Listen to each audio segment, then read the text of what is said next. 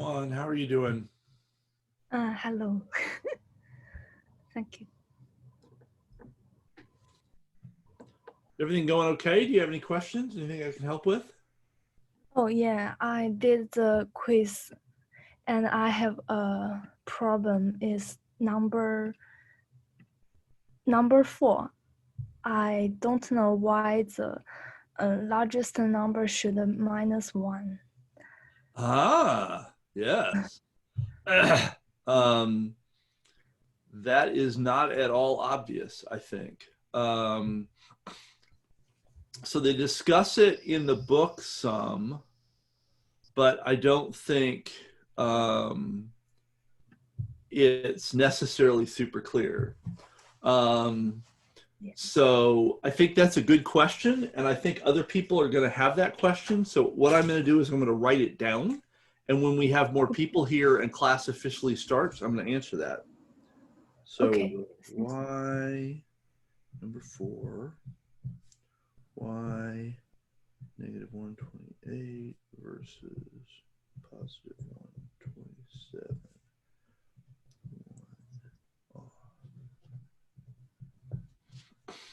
Other questions? You ask very good questions. You ask very good questions. Oh, thank you.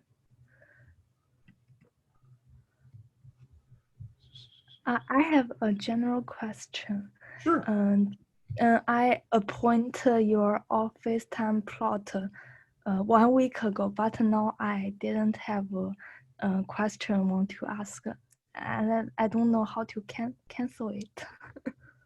Yeah. So I think if you delete the event from your Google Calendar, I think that will actually make it go away and it will free the spot up for other people. Now, if you don't use Google Calendar, then you could always just ask me to remove it, and I think I can delete it, and then it will free the spot up for other people. But I think you can just simply delete the event, and then it will magically become free and available for other people to pick up. And it will tell me that it's not there anymore. Okay. So just delete it from Google Calendar. Yeah, I think that's the best thing to do. But if that's giving you trouble, feel free to just like send me an email and say, I'm not going to make it, and we can, work on it. It's not a big deal, but I think you can delete it from your calendar, and that will delete it from my calendar and make it available to other people. Okay, thank you. No problem. Hey, Dongting, how are you doing? Cool. Does Dongting have any questions about stuff? Actually, did you see my appointment like tonight? Not tonight. After this class?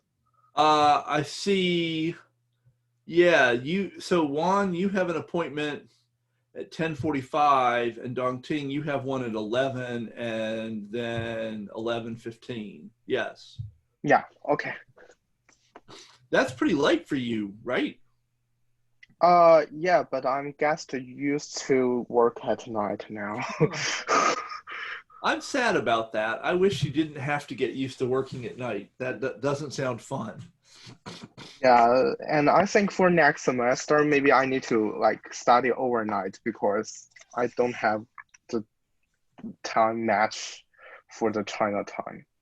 Yeah, but that's hard.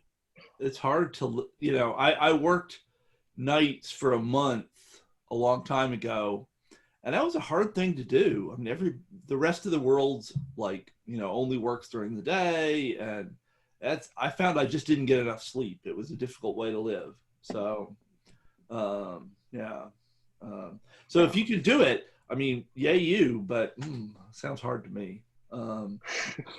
So, and unfortunately, if you don't sort of stay up all night, you're stuck taking classes either early in the morning for us or late, like quite late. And there aren't that many classes that sort of fit in your time schedule very well. So you probably don't have a lot of choices, which is not fun. Yeah. Sci.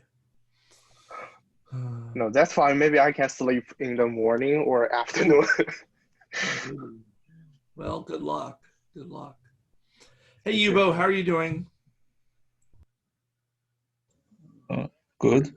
Cool. Do you have any questions that you'd like us to go over today or talk about?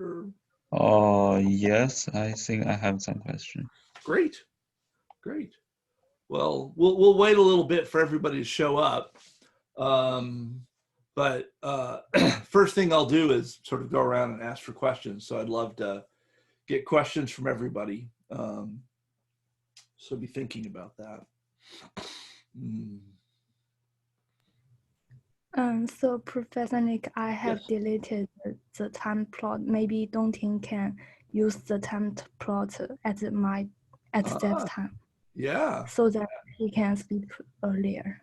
That sounds like that could be a good idea. So Dongting, there's now empty slots starting at 10:30. So you could grab some earlier slots and then we could delete the later slots if you don't need them. And then you'd be able to go to bed a little sooner. Yeah, thank you, David. But I think both is fine because I need to still work with my assignment for chapter 7 and 8. So Okay. those are okay. Cool.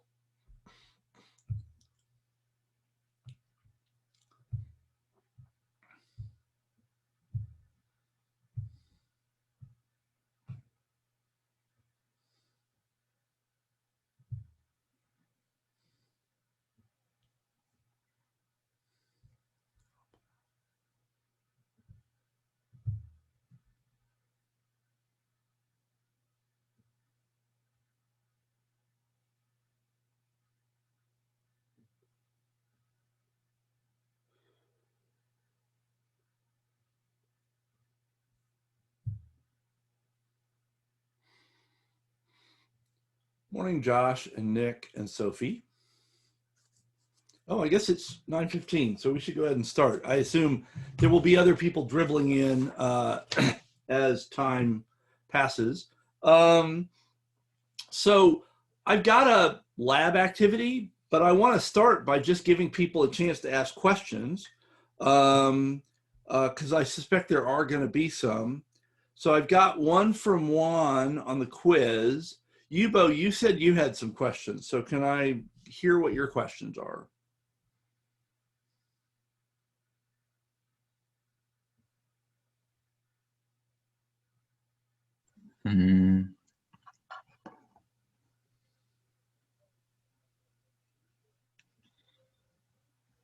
So I have a question for number 4. Okay. Of the quiz? Yes. Okay.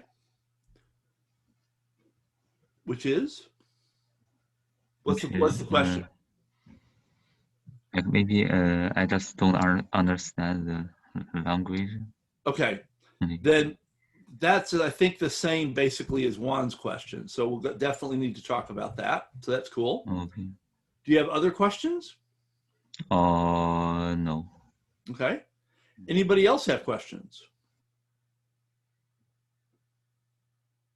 About the quiz, Python, Jess, sounds, anything? Going? Okay. Well, let's do the question about the question 4 on the quiz, and then we'll see where we go from there, because maybe some other questions will come up. So the question for number 4, let me here. Yeah. So I'm gonna actually share my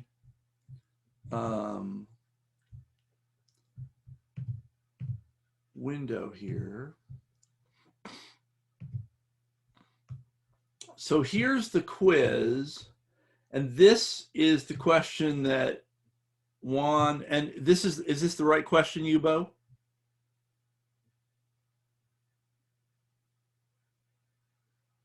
Yes, cool.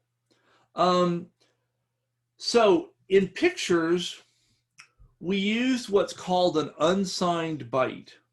So we had 8 bits representing a number, and we didn't worry about whether it was positive or negative. We assumed that all the red, green, blue things were 0 or bigger, okay?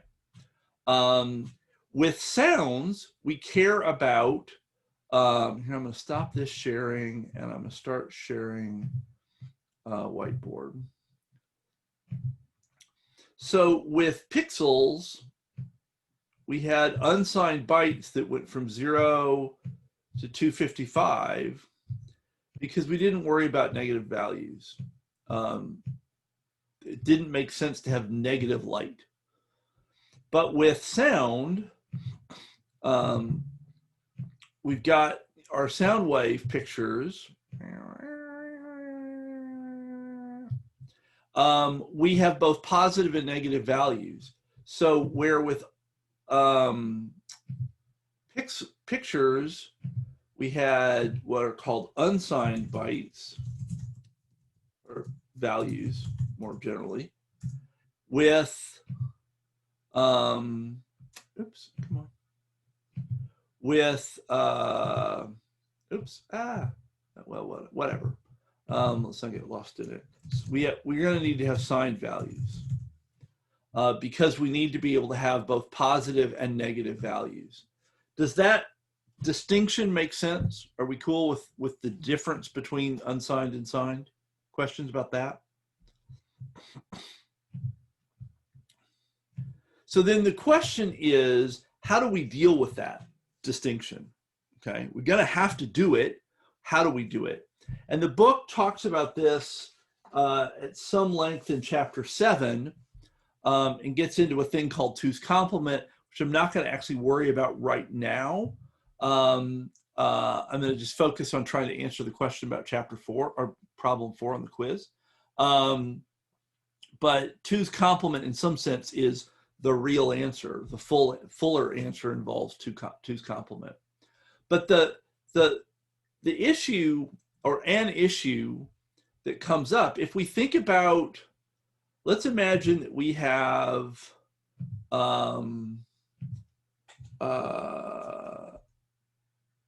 3 bits. So in unsigned land, that would take us from 0 to 7. So we have 8 possible values. Okay, because 2 to the 3rd is 8. Does that part make sense? Does anyone have questions about that? Okay. Now, we've got an issue though. If we go to signed, if we have 8 values, we can't have the same number of values that are positive as negative because we only have 8 values and 0 has to be one of them.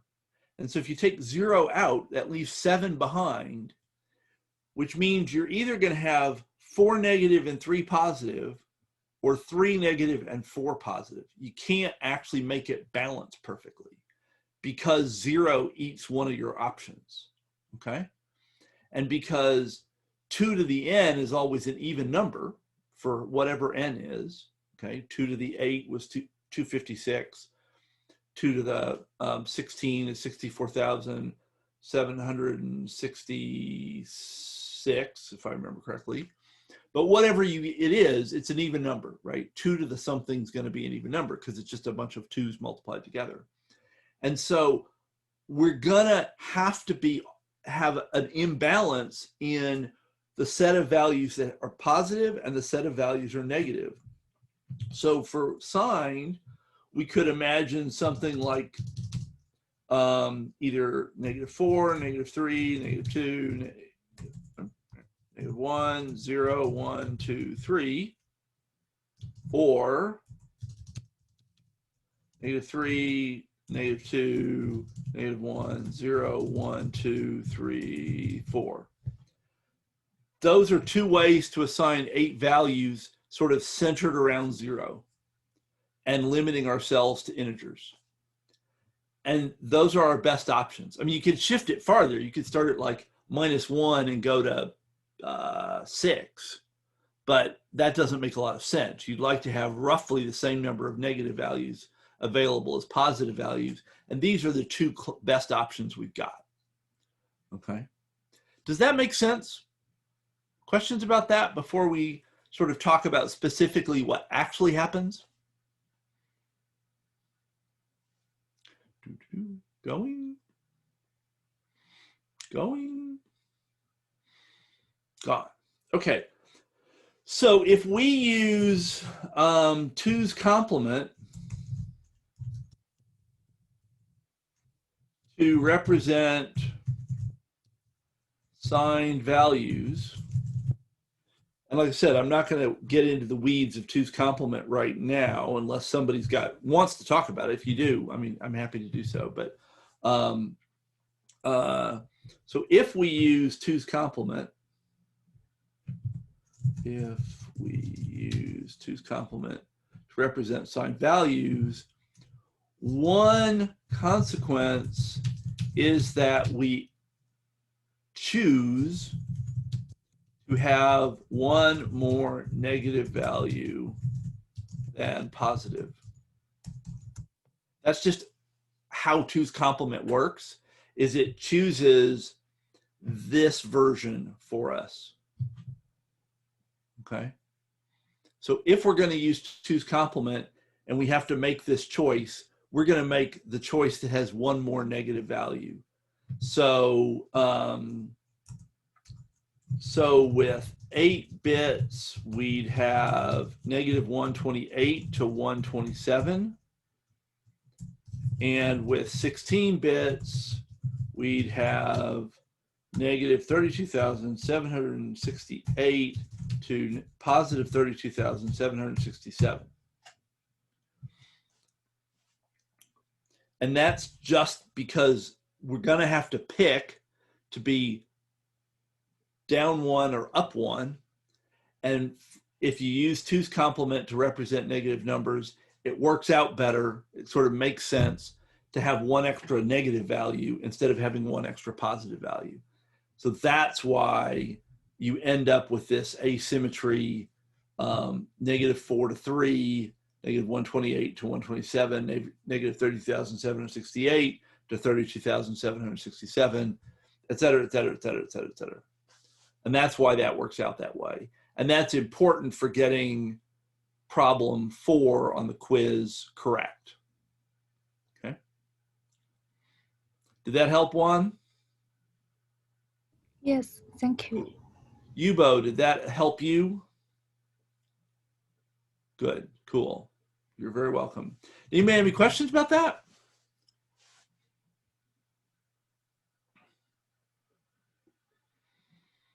And like I said, we can talk about the details of 2's complement if you're interested. It's described in the book. It's not all that complicated, right? You're just flipping all the bits and adding 1. It seems weird and magical. Like why you would do that is really not obvious. And I don't have much to say other than it works. I mean, there's either like some very complicated math, like explaining why it works, and that's not what this class is about. So I don't want to go there. And, you know, so I think you just go, well, that's interesting. Glad that works. So you kind of, it's useful to understand the mechanism, like how would you do it, but don't necessarily get too bogged down into why it works unless that's of interest to you. And if it is, we could set up another meeting and talk about that outside of class, because I don't think that's something that we probably want to take up class time with. So, other questions about any of the Jess stuff at the moment?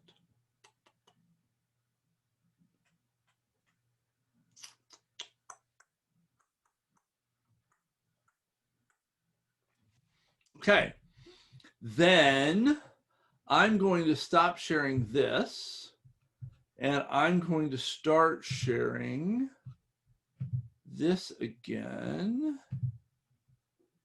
Actually, before I leave the preview of the quiz, are there any questions about the quiz other than the question about number 4 that anybody has?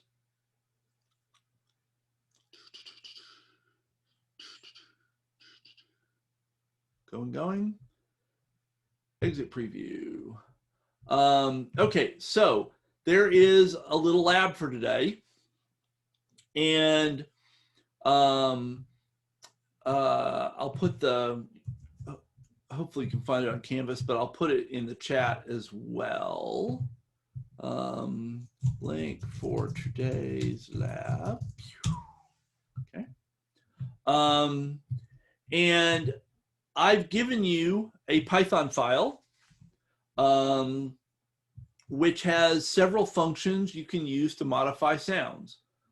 Posterize sound, blend to, and blend many, as well as a couple of helper functions to try to simplify those.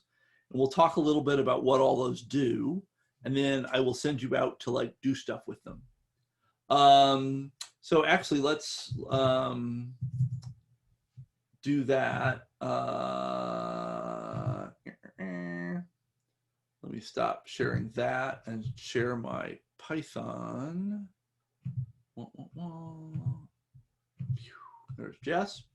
Okay, so what do these functions do? So posterize simply takes the sound file, and where normally you've got all of the values from negative 32,767 up to 32,760,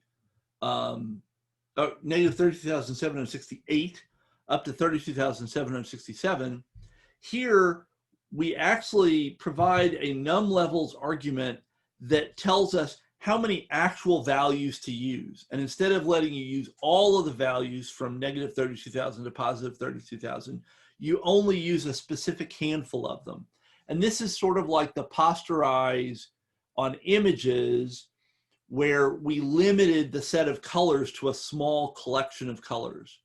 And here we're limiting the set of amplitudes, sample values, to a small set of values. And so I won't go through all the weeds right now. There's a lot of words here that try to explain this, but you can kind of ignore the weeds to some degree today and just use the function. But you might care about the weeds. And if you do have questions, ask. But this basically modifies all the amplitudes so that if, for example, you set the number of levels to 4, all the amplitude values will be given a value in this set of values. So instead of being able to go from 0 to 1 to 2 to 3, you would jump from 0 all the way up to 8,191. And then you would jump from there to 16,382. And from there, you would jump up to 24,573, right? So you're going to have these sort of stair steps of values instead of having all the possible numbers in between to work with. And that adds noise. And if you use a very small number of levels, adds a lot of noise. But it also compresses the sound, because if we're only using these values, for example, as 1, 2, 3, 4, 5, 6, 7, 8, 9, we could represent 9 values with only 4 bits. So instead of using 16 bits, which gives us this huge range of values, we could use 4 bits, 1/4 as much disk space, 1/4 as much data bandwidth to send the sound to your phone, right? So that's a very significant shrinking in the size of the file and the data that we would need to move around to be able to represent that sound. In this case, it comes by adding rather a lot of noise. So people aren't likely to rush out and use this as a compression mechanism, but it gives you an idea of how you could think about compressing sound so it takes up less space. And you might try, for example, seeing if you can go down to like a few thousand levels, and still probably the sound will sound quite good. And that might represent a reduction of at least half the number of bits that are necessary. So it's a thing to play with. So that's posturized sound. Then there's reverse. This is straight from the book, and it takes a sound and it reverses it. And there's blend two, takes two sounds and kind of lays them on top of each other. So it merges them into a single sound. So like two people talking over each other or two instruments playing at the same time. And so I give you that. And again, there's a lot of comments explaining what's going on. And it looks long, but that's just because I'm trying to be a little fancy about some of the edge cases. Like if one sounds longer than the other, what do we do? And so I'm making it a little more complicated than it probably needs to be. And then the last one, blend many, takes a list of sounds and combines them all together into a single sound. And it does it in a way that's a little complicated. It figures out how long the longest sound is.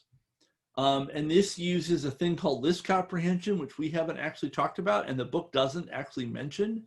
I know a number of you have found it on the internet in searching for things on other exercises. And the idea is pretty simple. You have, for S in sounds is very similar to a for loop where we say for S in sounds. So you're saying, go through all the things in sounds and call each one of them S in turn. But instead of a for loop, you actually have an expression here that is the value you want to collect for each of the things. So you might have like get student ID for student in class. And that would give you a list of all the student IDs. And in this case, this gives us a list of the length of every sound in the list sounds that comes in as an argument. And then the max says, take the biggest one. So this figures out what's the length in samples of the longest sound in our input. Okay. Questions about that? That was done very quickly. And you don't need to fully understand it, but I'm happy to take questions about it if people have them.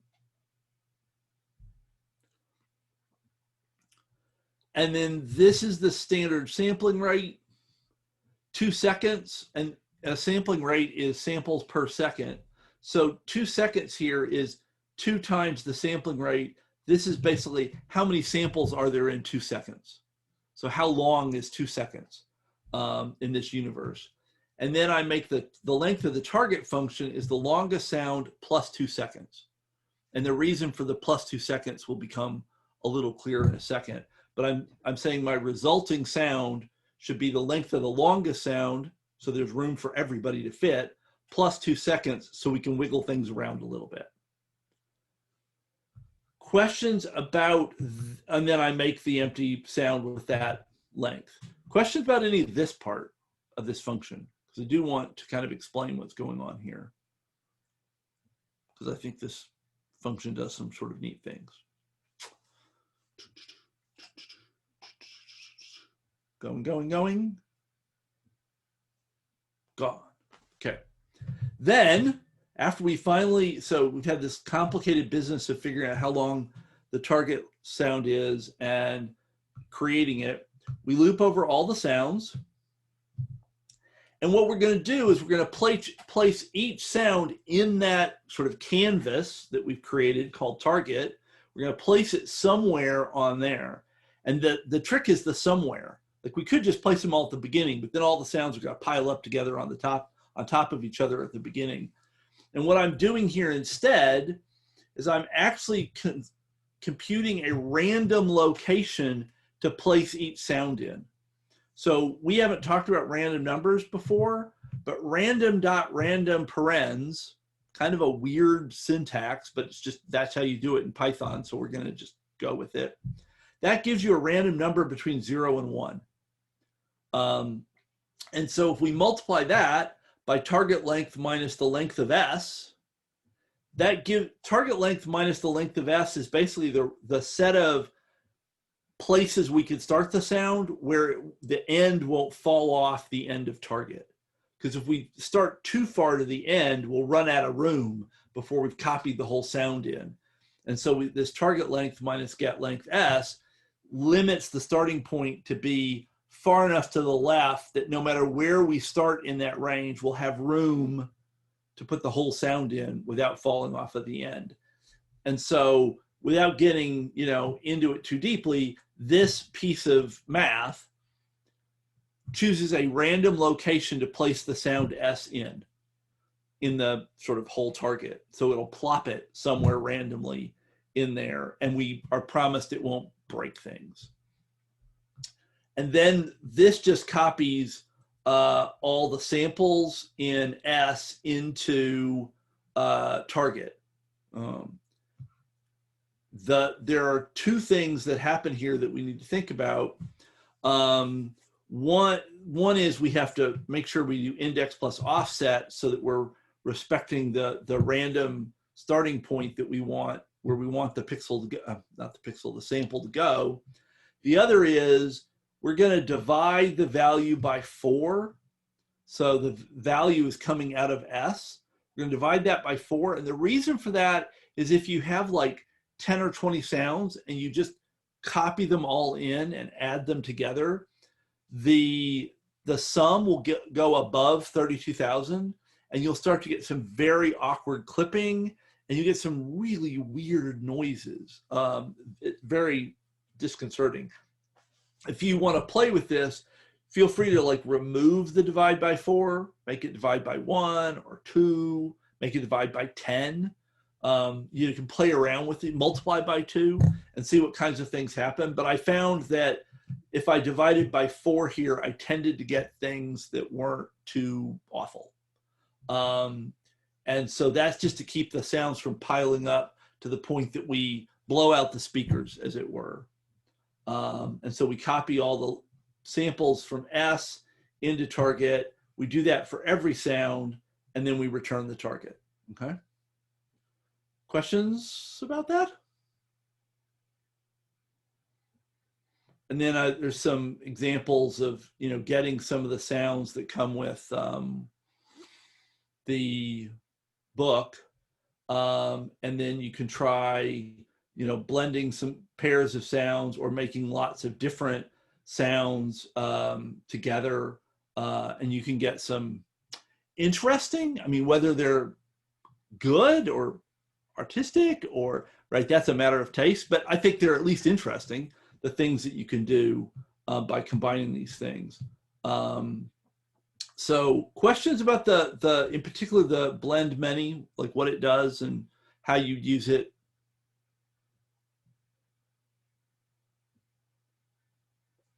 Going. So if we hop over to share,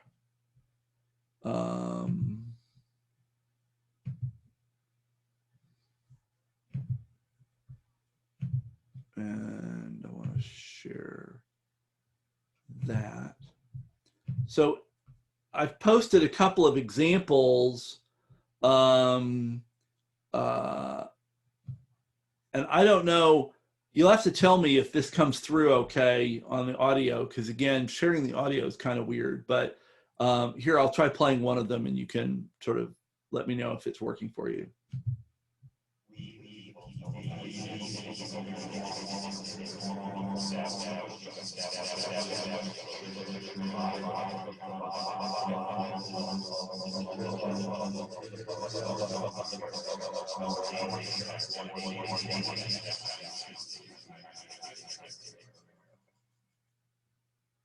Did that play okay? Did you hear anything? Okay, cool. So that was, I think, 4 copies of the preamble, sort of shifted, placed randomly, so they were shifted relative to each other.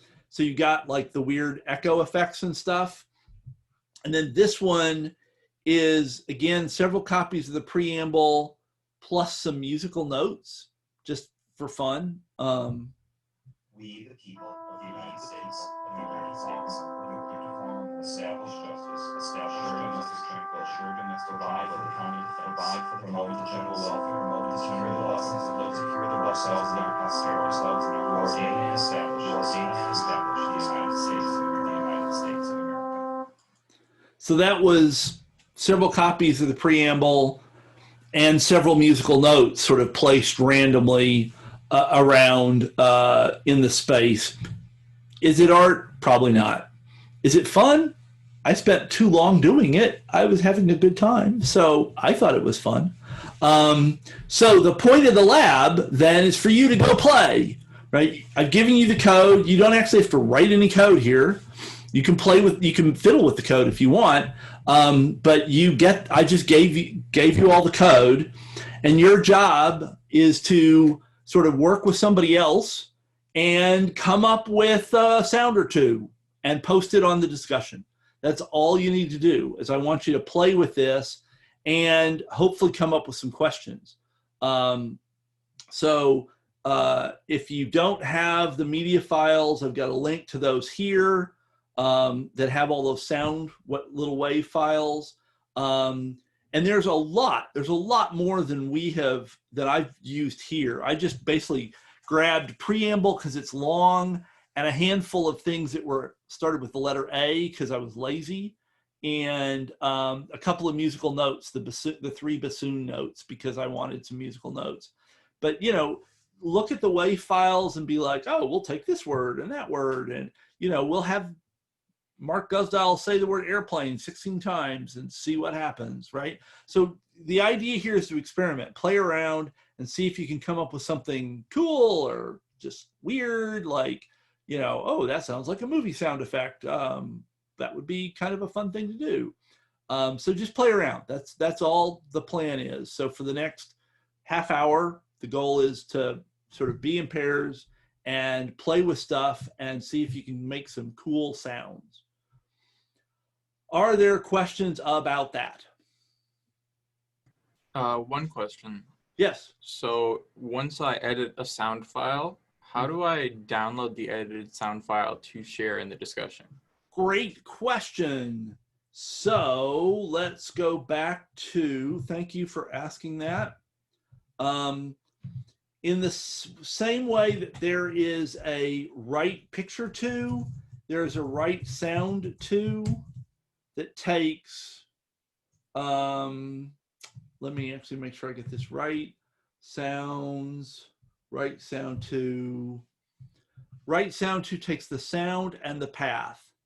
So if you have like my masterpiece is a sound object, and then you say get media path, my masterpiece dot wave, that will save this sound object to this file in whatever location your media path is set to. So if it's set to the book, where you unzipped all the book stuff, then it'll end up in there. You'll have to go find it in that very long list of book stuff. But that will save the file out to your computer, and then you can upload it to Canvas, just like you did with a picture. Did that answer the right question? Yep, thank you. You're welcome. Thank you for asking about that. I meant to mention that and I'd forgotten.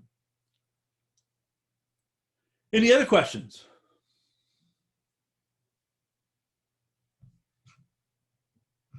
Going.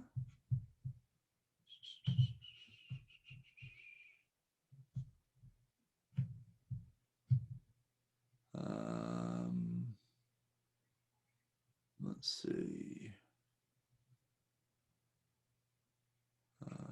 Move.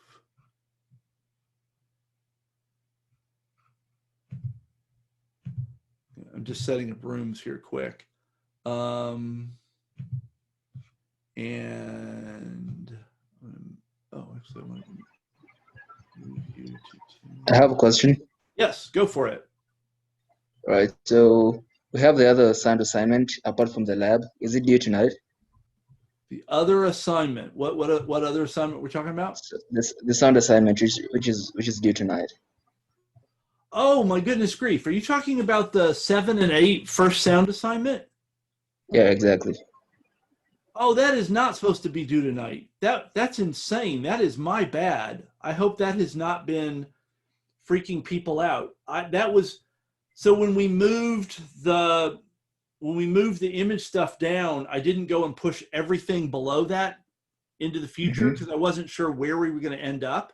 And I didn't even notice that we'd gotten into the sound stuff and I hadn't moved that. That's actually intended to be a week from today, not today. So there is not an assignment due today. I will fix that on Canvas as soon as I put you in your rooms.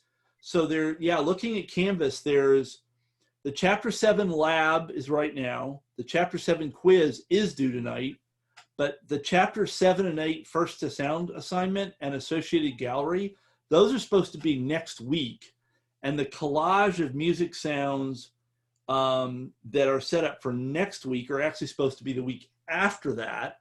So I'll move all that stuff down so that it's in the right place. So thank you, Joseph.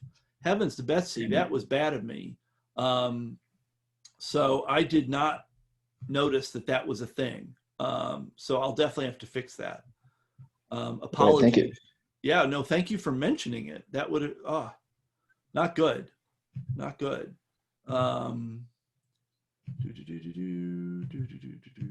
Okay.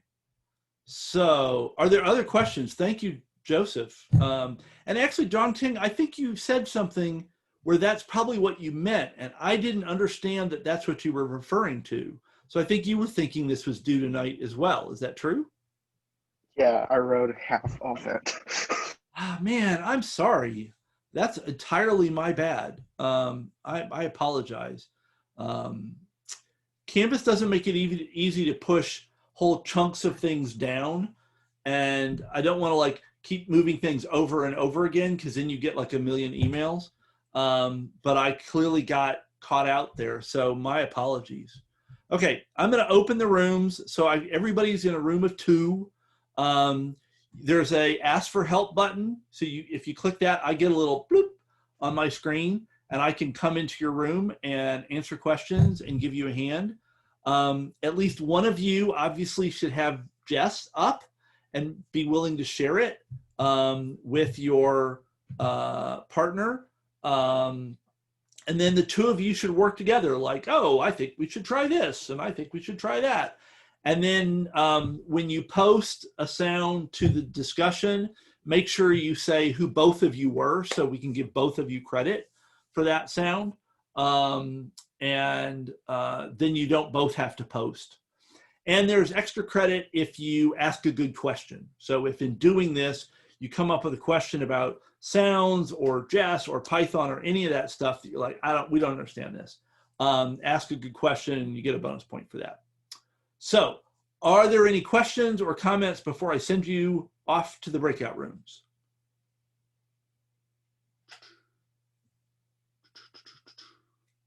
Okay, I am opening the rooms. Be gone!